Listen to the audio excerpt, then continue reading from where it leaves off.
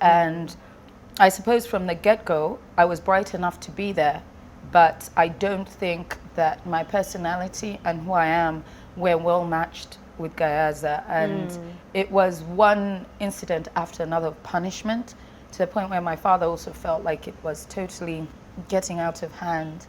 And so I was suspended over an incident that was, I can honestly say, from my perspective, at that age of 15, was not my fault, because as young girls grow, there's certain things that you question and you are considered to be a problem.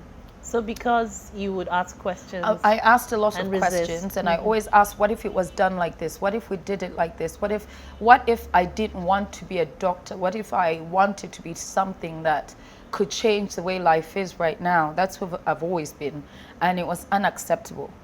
In Gayaza, it was a board. You didn't do that. So I was really unhappy, first of all, because I rarely found any kindred spirits. In the school, it was very isolating, very depressing. But I had one friend, and she's out there, Jamelia Kagga, is that now. I met her, she came from Kumba, and in Gayaza, there's certain schools you came from that were acceptable. So this girl was extraordinarily clever, comes from Kumba, and is literally topping the class in Gayaza, but she wasn't accepted because she didn't come from the right. Yes.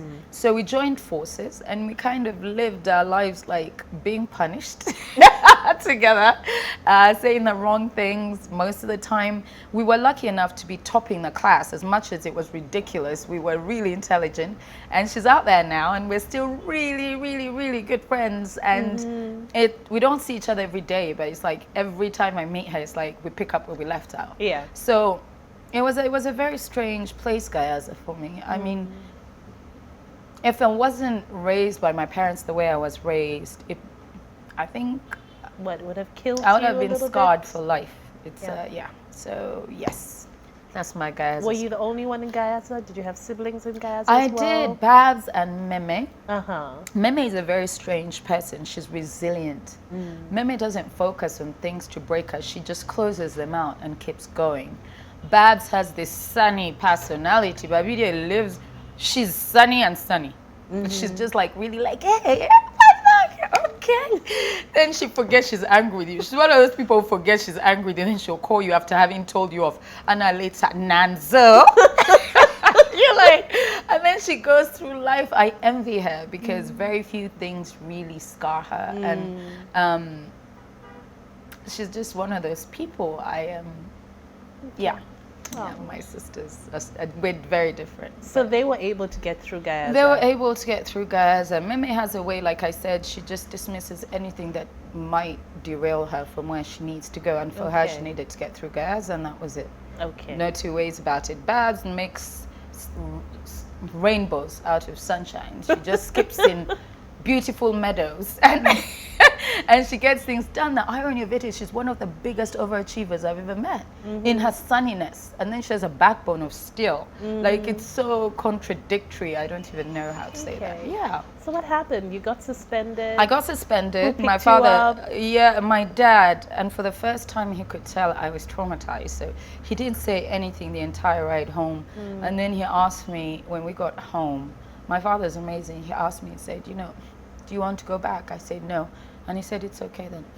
You won't go back. But you need to go to a school. So I went to Makerere College for a term, and I was a day scholar. He would take me there and pick me up. And I think he was worried that he needed to be my cheerleader so I wouldn't lose that edge. I don't know. And then off to the UK I went to study with white people. That's not right. To study with Europeans. Yes. We'll go with Europeans. We'll go with Europeans. Brits, if you may. Brits, Scots, and the Irish. Was that a culture shock for you? Oh, no. I run that school. Like a hustler. Yeah. So it was... I'm joking. It was called Red Maids, and it had been built on slavery. So, of course, when we got there, there were only 5 black kids. Okay. In the entire school. It was me and my 2 sisters, another girl from Nigeria called Abiola, and another girl from Ghana called Reki. Okay. So, and then we had this house mistress, Miss Watson, And because they had never really dealt with black kids, I think she used to give us that extra leeway. Leeway. Like I'd play reggae music in my room past lights out time, and if she asked me, I'd tell her I was worshiping the gods, and it. Oh my gosh! But you banten. It was that's the time of walk like a champion. Oh yeah, the gods of my homeland had to be talked to. Normally between 8 p.m. and 10 p.m. So while all the other girls were sleeping, we had our own rooms. I'd be in my room like, oh, like walk like, and then red rat, that girl. Anyway, so and then sometimes I'd miss class because I'd overslept, and I'll tell her the sun didn't come up because of course it was winter. So normally we told time. I did it for like a term, and she figured out like. Nah, but she let you get away with it for a whole term? I think she was doing research on Google. If all these cultural norms were real. Remember, Uganda was not really on the map. Nigeria, Ghana, you could literally be... You'd say Uganda and people would be blank, and you'd have to say East Africa. The worst, and this is off the whatever, when Beneath the Lies, the series I wrote, went on to the Africa Magic Viewers Awards, and it was mentioned in categories that had Ghana, South Africa, Nigeria. Then they said Uganda at the end. Everyone looked around and said, I think they meant Ghana. Yeah, she doesn't know. It's Ghana, love. And I wanted to be like... For real? Yeah. That's why it never really made an impact. They assumed there had been some sort of misspelling of the country or anything like that. Wow. And I thought to myself, wow. Okay. You know, until Ike singled me out to come and have a perch next to me on the seat. So yeah. Okay. Yes. So you decided to go ahead with your grades, because I'm guessing, because there's so many engineers in your family, much as your dad was letting you be you, there was still some ground rules. Oh my, yes. Ground rules. It's not even so much as ground rules. I find sciences easy because to me they have structure. They have a journey. They're arriving at some place. There are no probabilities that are so risky to weigh them. I might or might not. Standard science is either research or standard operating procedure, and with practice you become an expert. Okay. So sciences were always in my DNA, you know. Daddy was, my mother's really good at mathematics, ironically. And so it was easy to do PCM. And then I went on to do chemical engineering. I got into Cambridge and refused to go.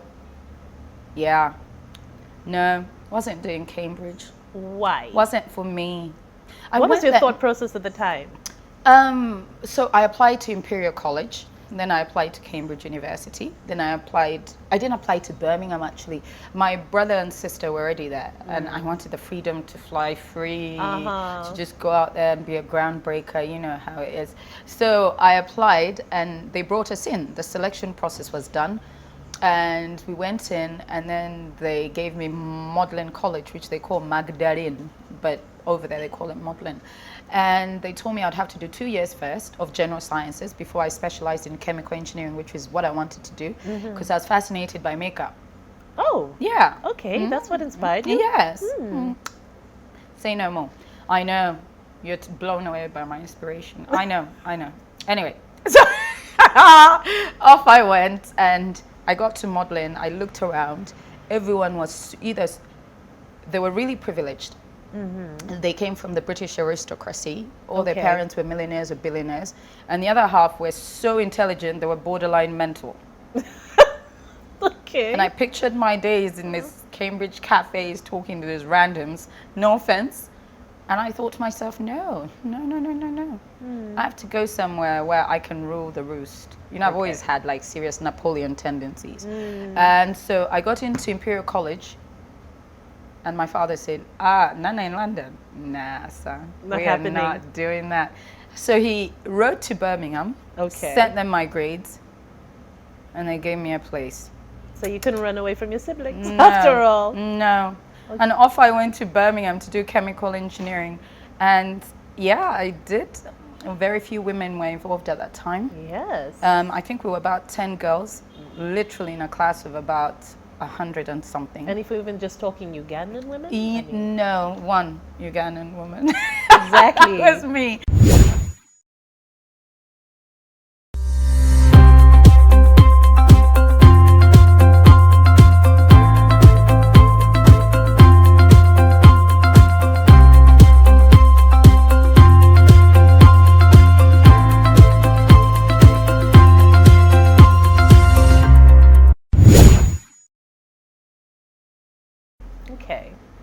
seeing more women, going? I think people misunderstand engineering. For decades, engineering has been considered unglamorous. It's, engineering women should be wearing square-toed shoes and boxy suits and shouldn't wear makeup and should go out in the world and suppress their sexuality. And a lot of people, as a woman when you're growing up, the worst thing you want to do is put yourself in a box. And engineering is mainly a man's world. So people see it as competing too hard, which is true because I've felt the struggle of proving yourself You have 100 times over. But I think that now we should embrace it even more. We have resources like petroleum. If women are not there to have a voice in how we produce this resource, we're going to run into problems because men as a gender they can't multitask. They can't think of probabilities, risk analysis. Well, they can, but women, we tend to think about the whole picture, So I feel like women, we make things out of nothing. We nurture, we create, we grow, we develop. And we're one of the most powerful forces if we just let ourselves be, So engineering to me is the science of making something out of nothing. Imagine taking a piece of land and creating a dam, a road, a building. It is that romanticism that a lot of people won't let themselves feel.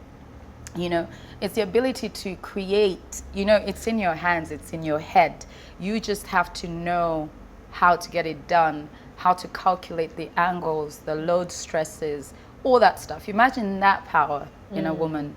It is, I think, it's scary for some people. It's very scary. It's the same thing as when I was building my home and you're dealing with builders and they're trying to tell you something and you're like, no, this is how I want it. This is how it's going to work. Just put a cross beam. But if you put a cross beam. And then when it actually works, they look at you like you're a little unhinged. Is that the word? Are they surprised? They're normally surprised. Yes, but also with engineering, no one can take that ability to create from you. It doesn't matter if you're playing with your kids and they're doing Legos, it's the inspiration you give.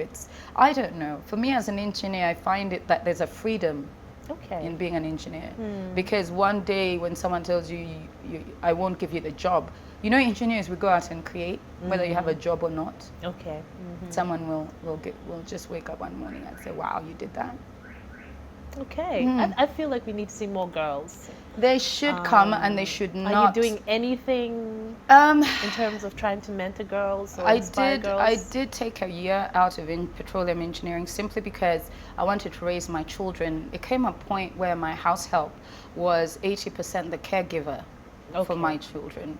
And I felt like that was not right. I didn't know them that well because I left early in the morning and then I battled traffic. By the time I got home, I was also tired. They were like 30 minutes ready for bed and the cycle just kept continuing. And so I had to make a choice whether to make the big bucks or to give them my time when they needed it, when the most formative years are there. And I took that and I will go back at some point. Well done. That's a tough decision to take. But as a single mother, it shouldn't be a decision. It should be something that you have to make. I get that life requires certain things. It requires that you feed them and it requires that you clothe them. But I think children thrive most in attention and love. And the irony of life is you will get what you want if you find ways to achieve it. Like I said, I don't really have a job and I don't make as much as I used to, but I'm at my most free and most inspired, and I look at my children every morning and I know this one is like this one is like this, don't do that, I will slap you, I will spank you. And they know mommy might come home at any time, but mommy's there. Mommy's around. Mommy's around. And I don't know. I wouldn't trade that for the world. I wouldn't trade it. In many ways people think that when you take that decision as a mother, or you find a way to make it work, that it's a gift to your children, but they don't realize it's also a gift to yourself. It is a gift to yourself because in a way we give life to these beings, and then you hope that the world will raise them, and then you wonder further down the line why there are certain ways they are, because you don't know them. Everything about them is a challenge for you. I think there's perfection in imperfections, and being a mom teaches you so much. It teaches you tolerance.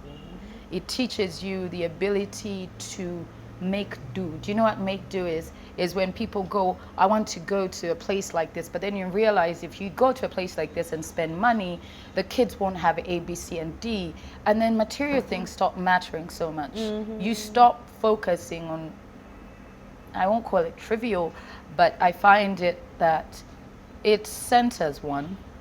It gives you a stronger sense of self, and they're a gift, and they make you realize certain things about yourself that you might never have realized. So yeah, it's a trade-off. It's not sacrificial like people like think about it. And then people always think that if they take the choice to be mothers for a while, that they failed. I find that Well, there's a fear that they'll never be able to go back. exactly. But nobody can take your intellectual property ever. If one can remember that, we can go through life understanding that everything has a cycle and nothing's permanent. And you can always go back and reinvent yourself. There you go. You can always go back and reinvent yourself. You are the master of your own self. You know, you should never let the world dictate your choices. All right. Yeah. So I'm going to take you back. Yes, let's go back. Let's go back. Chemical we got a little engineering. Yes. And then you decided when you were done, you wanted to go to Hollywood. Yeah. But you first went to the US? I did. Was it primarily for that? No. I graduated for work? and I had achieved to my father what he wanted me to do. Okay. Because in a sense, engineering was a homage to my parents. It was, let me do this. Let me get the knowledge that you've paid so dearly for. I will hold on to it. And once I have it, I will go off and see about my passions, my dreams. But this I will still hold. And if anything, I'll either succeed or fail in my passions, but I can always hold this dear. Yeah. So I called up my uncle. My dad said, absolutely no way. So he arranged an interview for me at a company. I won't say where it was. I think it was in Harlow in London or something. So I was like, Daddy, I don't want to go. He said, you must. This is a great opportunity. I was like, wow. Okay. So I went and had my hair dyed pink. The other half dyed red. And I think the back was white. I forget. But I was, you know, circus clown material. So I went over there dressed in a neon pink dress. Suffice to say, nobody wanted to interview me, but I did. He arranged it. I went. They looked at me in the lobby and asked the receptionist. That was your silent rebellion, right? Of course, there. I always know tactical ways to rebel. One should never go out in the streets and trumpet one's cause. One has to think of really original ways to drive the point home. So then my dad was livid. He was livid. He didn't even talk to me for like 3 years. So I called my uncle, Sam, and I said, Uncle Sam, I need to come visit you. I haven't visited Los Angeles for a while. So off I flew to LA. Then my visa expired because I was hanging about. I wasn't really doing anything. So I called up this guy I had met in Uganda. His name was Chad. And he was so in love with me. He thought I was perfect. He did. And he had gone off in tears when he was leaving me behind, and we kept in touch. So I've left LA. I've flown to Boston to be with my aunts to visit them for a bit. Visa's expired, looking for a way to stay in the US and go pursue my dreams. I called Chad. This is the most romantic thing anyone's ever done for me, because guys don't normally do romantic things for me. They look at me like, wow. They don't know whether to run or just stay and just live it out. So Chad couldn't book. The flights were fully booked from Albuquerque. So he drove for 48 hours and came to Boston to see me. Oh, it was like a Barbara Cartland novel. It was like a Mills and Boone story. And being 20, I was like, this is true love. Chad, he is the one. I jumped into his car and off we drove back to Albuquerque, New Mexico. And that was... I was living in a movie. Okay. So we went there and then we got married. Okay. At 21, I was married and he was 19. So he was 2 years younger than me. Aha. I've been a cougar. So And your family, your sisters were Oh, they didn't aware? know. No Nobody one knew. knew? No, they just knew I was somewhere in the US gallivanting about causing chaos. So anyway, I get married, and then we get our first apartment, and I get a job working on US military contracts, and we set up house and home. I was really young. Yes. When you yes. look back now, you're I like, was like, wow. 7 years later, well, 3 years later, I was like, you know what, I need to go to Hollywood. Are you coming or are you not coming? He said, of course I'll follow you wherever you go. I mean, I've never known anyone who loved me as much as that, apart from my parents.